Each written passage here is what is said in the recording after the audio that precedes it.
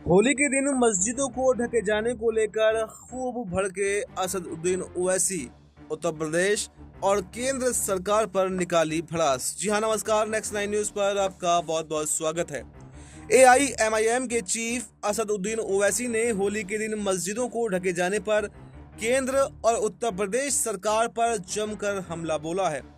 इतना ही नहीं, उन्होंने ये तक कह दिया कि वो लोग डरपोक थे जो पाकिस्तान चले गए।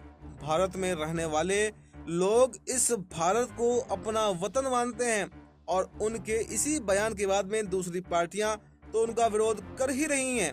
इसके अलावा ऑल इंडिया मुस्लिम जमात के अध्यक्ष मौलाना शहाबुद्दीन रिजवी भी उनसे नाराज हो गए। होली और जुमे के दिन पूरे देश में इक्का दुक्का उपद्रवी की हरकतों को छोड़ दें तो शांति और सौहार्द का माहौल बना रहा। लेकिन इसी बीच असदुद्दीन ओवैसी के बयानों ने फिर से एक बार राजनीतिक माहौल गर्म कर दिया है। असदुद्दीन ओवैसी के लिए राहत की बात यह है कि कांग्रेस ने उनके बयानों को सही ठहराया है। ओवैसी के बयान के बाद में भाजपा नेता राकेश त्रिपाठी और टी राजा सिंह ने उनकी जमकर आलोचना की है। ओवैसी के बयान के बाद में ऑल इंडिया मुस्लिम जमात के अध्यक्ष मौलाना शहाबुद्दीन रिजवी भी नाराज हो गए और उन्होंने कहा कि ओवैसी साहब को मैं बताना चाहता हूं कि वो हिंदुस्तान के पड़ोसी मुल्क पाकिस्तान, अफगानिस्तान या फिर बांग्लादेश चले जाएं, जहां पर वो वहां पर सुरताल अपनी आंखों से देखेंगे तो उनको शायद ये अक्ल आ जाएगी और इसके बाद में वो फिर से वो भारत में वापस आएं और चिल्ला चिल्ला कर कहेंगे कि भारत में मुसलमान वहां से ज्यादा सुरक्षित है और उन्हें कोई भी खतरा नहीं है। रमजान का महीना इबादत के लिए है, किसी भी तरह के धरना प्रदर्शन के लिए नहीं। और इसके बाद में मामला और भी ज्यादा गर्म हो गया। असदुद्दीन ओवैसी ने कहा था कि कोई कहता है कि अगर तुमको डर है तो तुम नमाज मत पढ़ो, घर में बैठ जाओ। तुमको अगर डर है तो घरों से मत निकलो, घरों में बैठे रहो।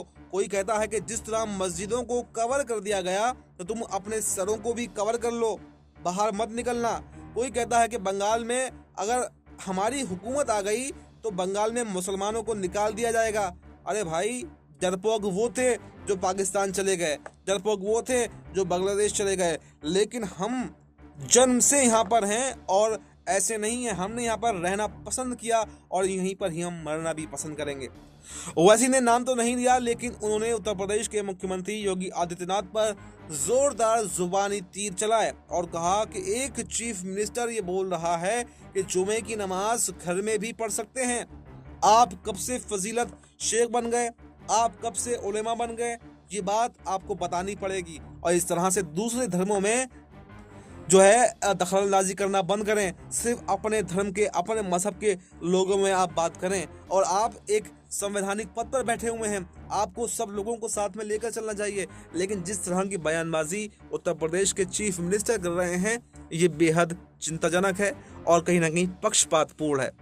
फिलहाल इस खबर में इतना। इस पर आपको क्या कुछ कहना है, कमेंट बॉक्स में अपनी राय जरूर दें और देश दुनिया से जुड़ी तमाम बड़ी खबरों के लिए देखते रहें नेक्स्ट 9 न्यूज।